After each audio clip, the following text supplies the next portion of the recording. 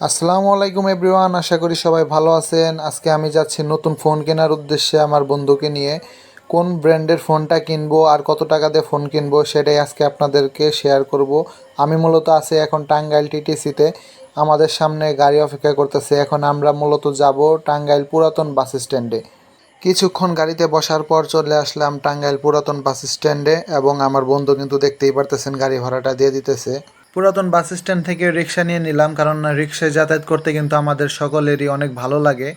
এখন আমরা যাচ্ছি ক্যাপসুল মার্কেটের ওইদিকে। ক্যাপসুল মার্কেটের আশেপাশে মূলত ফোনের দোকানগুলো থাকে, আর রাস্তার বাম সাইডে দেখা যাচ্ছে ফুলের দোকান। ফুলের দোকানগুলো অনেক সুন্দর, কারণ এইখানে সব ধরনের ফুল দিয়ে দোকানগুলো সাজানো থাকে। কিছুক্ষণ পরে চলে আসলাম আমাদের গন্তব্যে। আমরা এখন প্রত্যেকটা দোকান ভিজিট করে দেখব এবং চেষ্টা করব আপনাদেরকেও দেখানোর।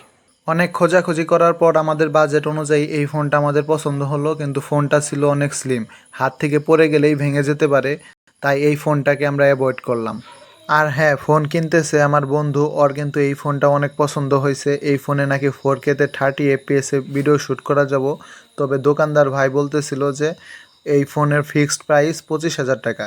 তবে আমাদের বাজেট ছিল 23-24 এইরকম। তাই আমরা ডিসিশন নিলাম যে এই বাজেটের মধ্যে আমরা অন্য কোনো দোকানে গিয়ে তারপরে ফোনটা খুঁজবো। আর এইদিকে আমার বন্ধু নেট ঘাটাঘাটি করতেছে কোন ফোনটা কিনলে তার জন্য ভালো হয়। তারপরে আমরা মামার হাতের ঝালমুড়ি খেয়ে নিলাম। মামার হাতের ঝালমুড়িটা ছিল অনেক মজা। দীর্ঘ সময় ধরে ফোন খোঁজাখুঁজি করার পর বন্ধু পেয়ে গেল তার পছন্দের ফোনটা কিন্তু আনবক্সিং করতেছে। একটু আগে আপনারা যেটা দেখলেন সেটা ছিল স্যামসাং গ্যালাক্সি M35, আর এটা হচ্ছে স্যামসাং গ্যালাক্সি M36। M35 আর M36 প্রায় সিমিলার। এটাতেও কিন্তু 4K 30 FPS ভিডিও শ্যুট করা যায়।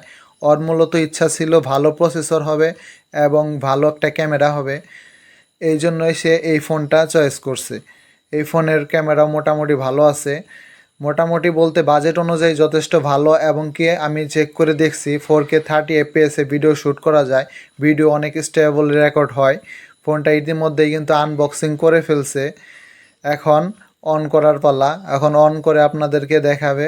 আর হ্যাঁ, ফোনটা কেমন হয়েছে, বন্ধুর কষ্টের টাকায় ফোন কিনলো, ফোনটা কেমন হয়েছে অবশ্যই কিন্তু আপনারা কমেন্ট করে জানাবেন। ইতিমধ্যে ফোনটা অন হয়ে গেল। আর হ্যাঁ, ফোনটা কিনা হলো জাহাজ বিল্ডিংয়ের অপোজিট সাইডে। টুকটাক কিছু লেখালেখির কাজ শেষ করে অবশেষে বন্ধু তাদেরকে পেমেন্ট করে দিল।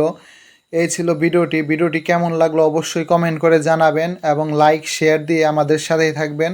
আর সে পর্যন্ত আপনারা ভালো থাকবেন, সুস্থ থাকবেন। আল্লাহ হাফেজ।